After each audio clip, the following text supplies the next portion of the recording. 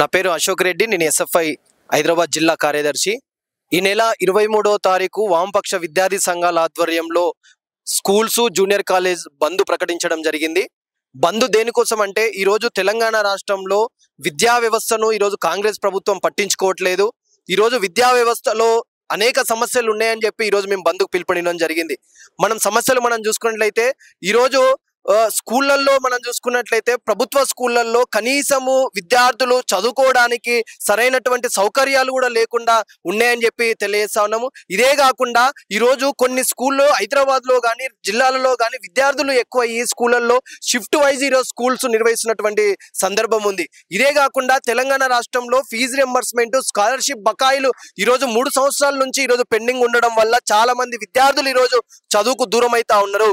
ఈ fee reimbursement, scholarship బకాయిలు కూడా రిలీజ్ చేయాలని చెప్పి ఈరోజు మేము బంద్ కూడా పిలుపునివ్వడం జరిగింది. ఇవే కాకుండా ప్రైవేటు, కార్పొరేట్ స్కూళ్లలో ఈరోజు ఫీజుల పేరుతోటి లక్షల రూపాయలు ఈరోజు విద్యార్థుల చేత, తల్లిదండ్రుల చేత ఈరోజు పీల్చి పిండాడి ఈరోజు ఫీజులు వసూలు చేస్తున్నటువంటి సందర్భం ఉంది. ఈరోజు కార్పొరేట్ కాలేజీలు అయినటువంటి శ్రీ సత్యనారాయణ కాలేజీలో దాదాపు వారానికి 1 నుంచి 2 విద్యార్థులు ఈరోజు సూసైడ్ చేసుకొని చనిపోతా ఉన్నారు.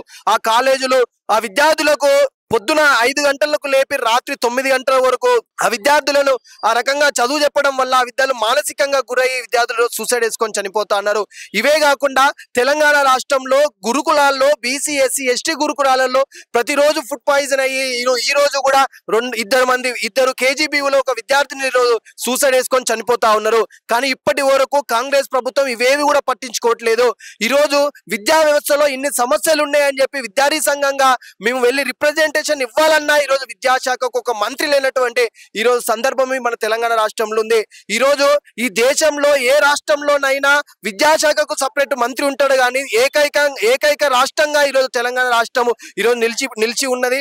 ఎందుకోసం అంటే ఈరోజు తెలంగాణ రాష్ట్రంలో విద్యాశాఖ మంత్రి లేకపోవడము, ఆ విద్యాశాఖ మంత్రి కూడా ముఖ్యమంత్రి దగ్గరనే పెట్టుకోవడం, దాన్ని సమీక్ష చేయకపోవడం వల్ల ఈరోజు విద్యా వ్యవస్థలో చాలా మార్పులు వస్తా ఉన్నాయి. విద్యార్థులు చాలా సమస్యలతో కొట్టుమిట్టాడుతున్నారు. కాబట్టి ఈ ప్రైవేటు, కార్పొరేటు, ప్రభుత్వ స్కూళ్ళు, జూనియర్ కాలేజీల సమస్యలు పరిష్కరించాలని చెప్పి ఈరోజు మేము 23వ తారీఖు బంద్ ప్రకటించడం. కాబట్టి ఈ బంద్లో ప్రతి ఒక్క విద్యార్థి సంఘాలు కానీ, ప్రతి ఒక్క తల్లిదండ్రులు, ప్రతి ఒక్క స్టూడెంట్, ప్రతి ఒక్క యాజమాన్యాలు, ప్రైవేట్ మేనేజ్మెంట్ అసోసియేషన్, ట్రస్మా వాళ్ళు కూడా ఈరోజు ఈ బంద్ని సంపూర్ణంగా మద్దతు తెలియజేసి ఈరోజు బంద్లో పాల్గొనాలని చెప్పి మేము ఈరోజు ఎస్ఎఫ్ఐగా మేము తెలియజేస్తా ఉన్నాం. లైక్ చేయండి, షేర్ చేయండి, సబ్స్క్రైబ్ చేయండి.